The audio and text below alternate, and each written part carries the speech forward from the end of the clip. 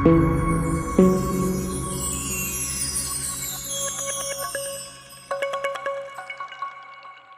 Guys, स्वागत है आपका अपने चैनल सुपर केमिस्ट्री क्लासेस में। और ये हमारे हितेश सर हैं।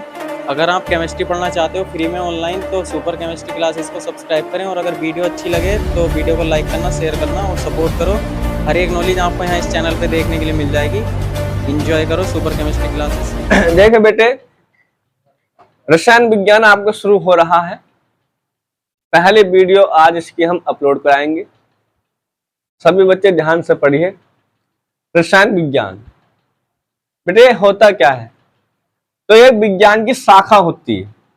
विज्ञान की तो पढ़ाई जाती है कि यह विज्ञान की ऐसी शाखा है जिसके अंतर्गत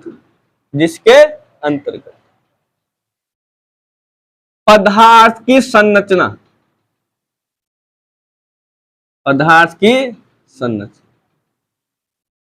कोमा पदार्थ के गुण,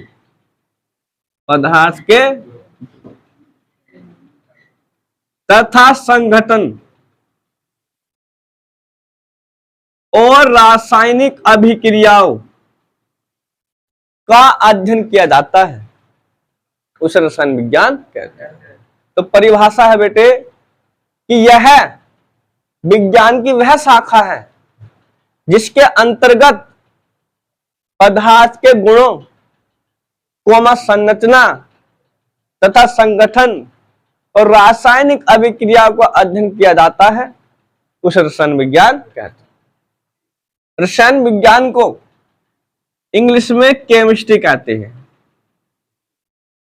रसायन विज्ञान को केमिस्ट्री कहते हैं।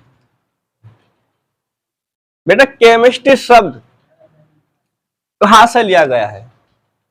तो मिस्र देश का प्राचीन नाम,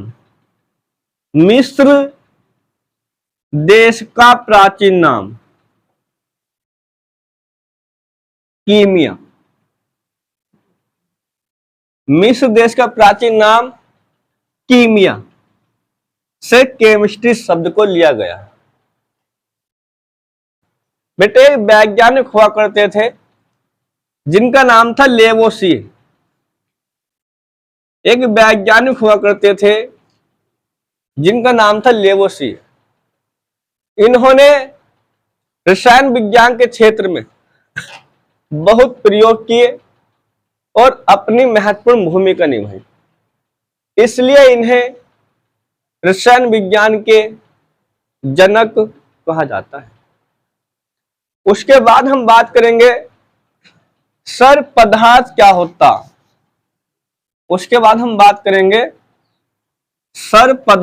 होता।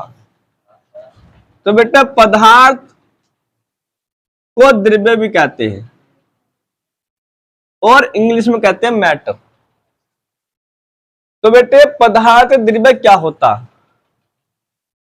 तो देखिए वह कोई भी वस्तु जो स्थान घेरती है, वह कोई भी पदार्थ जो स्थान घेरता है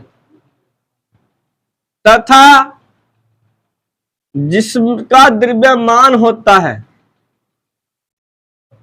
और जिसे हम अपनी पांचों इंद्रियों से अनुभव कर सकते हैं, उसे पदार्थ कहते हैं। अर्थात मैं ये भी कह सकता हूं कि दुनिया में जो भी चीज हमें दिखाई दे रही है वो पदार्थ है। आगे चलकर पदार्थ को जब हमने अच्छे से पढ़ा तो पदार्थ का वर्गीकरण कर दिया गया दो आधारों पर, नंबर 1 और नंबर 2। पहला है भौतिक वर्गीकरण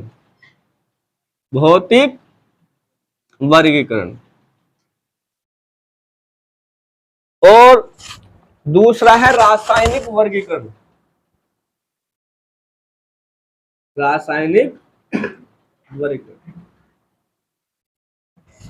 भौतिक वर्गीकरण के आधार पर यदि हम बात करें, जो पदार्थ है इसकी मुख्यतः 3 अवस्थाएं होती है। कितनी होती है भैया? एक का नाम है ठोस अवस्था, नंबर 2 द्रव अवस्था। नंबर 3 गैस अवस्था। मुख्य रूप से 3 होती है, और यदि देखा जाए तो 5 पढ़ाई जाती है। एक प्लाज्मा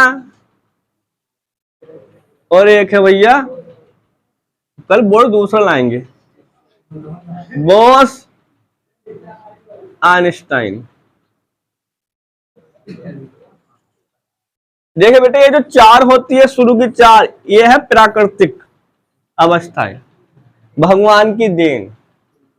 ये प्राकृतिक अवस्था है, ये प्राकृतिक अवस्था है।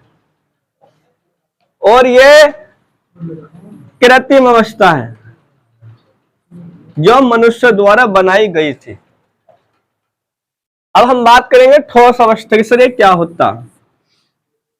तो ये पदार्थ की ऐसी अवस्था होती है जिसका आयतन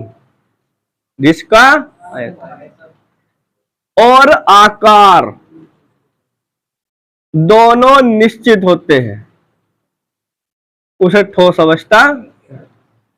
तो बेटे यह पदार्थ की ऐसी अवस्था होती है जिसका आयतन और आकार दोनों निश्चित होते हैं, उसे ठोस अवस्था।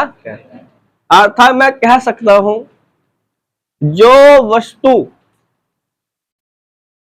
स्थान घेरती है और जिसका आकार निश्चित होता है, उसे कहते हैं ठोस अवस्था। जैसे मार्कर, ये ठोस है क्योंकि जब मैं इसको जमीन पर नीचे गिरा दूंगा तो ये स्थान घेर लेगा, और जब मैं इसको फीते से इसको नापूंगा तो इसके साइज का भी पता चल जाएगा। तो संसार में जितने पदार्थ ऐसे हैं उन्हें बोलते हैं ठोस अवस्था। जैसे लकड़ी, जैसे जस्टर, जैसे चौक, ये सब हमारी ठोस। अब आइए द्रव। यह पदार्थ की ऐसी अवस्था होती है जिसका आयतन तो निश्चित होता है, जिसका आयतन तो निश्चित होता है, परंतु आकार अनिश्चित होता है, अर्थात निश्चित नहीं होता है, उसे द्रव अवस्था। यह पदार्थ की ऐसी अवस्था होती है जिसका आयतन तो निश्चित होता है पर आकार निश्चित नहीं होता है, उसे द्रव अवस्था। जैसे पानी, जैसे दूध, तेल, लिक्विड जो होता है, लिक्विड, ये सब द्रव होता, क्योंकि इनके आयतन को तो हमें पता होता है पर इसके आकार का हम पता नहीं लगा पाते, क्योंकि जैसे बर्तन में इनको डाला जाएगा वैसा ही रूप ये ले लेते हैं, इसलिए इनका कोई साइज नहीं होता। अब यह है गैस अवस्था नंबर 3। यह पदार्थ की ऐसी अवस्था होती है जिसका आयतन और आकार दोनों अनिश्चित होते हैं, उसे गैस अवस्था।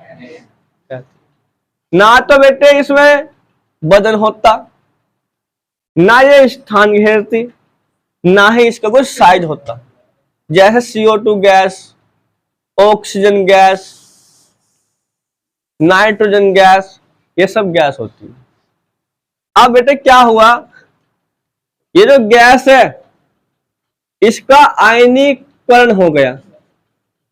ये जो गैस का आयनीकरण हो गया, गैस आयनों में टूट गई तो एक नई अवस्था बनी प्लाज्मा। क्या बनी बेटे? जब गैस का आयनीकरण होता है, गैस का आयनों में टूटती है तो गैस के बादल बन जाते हैं और एक नई अवस्था बनती है प्लाज्मा। तो सन 1879 ईस्वी की बात थी। एक वैज्ञानिक हुआ करते थे विलियम क्रुक्स।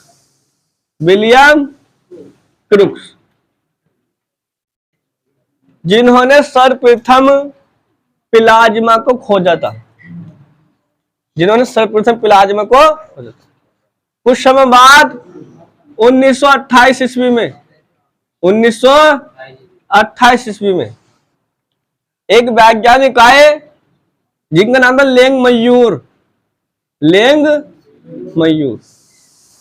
जिन्होंने प्लाज्मा का नामकरण किया था। इसका नाम रखा था प्लाज्मा। फिर सन 1928 ईस्वी में एक वैज्ञानिक थे सत्येंद्रनाथ बोस, एक थे आइंस्टाइन। इन दोनों ने पांचवी अवस्था के बारे में बताया और उस अवस्था का नाम उन्हीं वैज्ञानिकों के ऊपर रखा गया। इन दोनों के बारे में ज्यादा चर्चा नहीं हुई है, वर्णन नहीं कर पाए हैं, इसलिए इन दोनों को नहीं पढ़ाया जाता है। मुख्य रूप से 3 अवस्थाओं के बारे में पढ़ाया। ठीक है, तो यहीं तक ही काफी है। ओके, हाँ।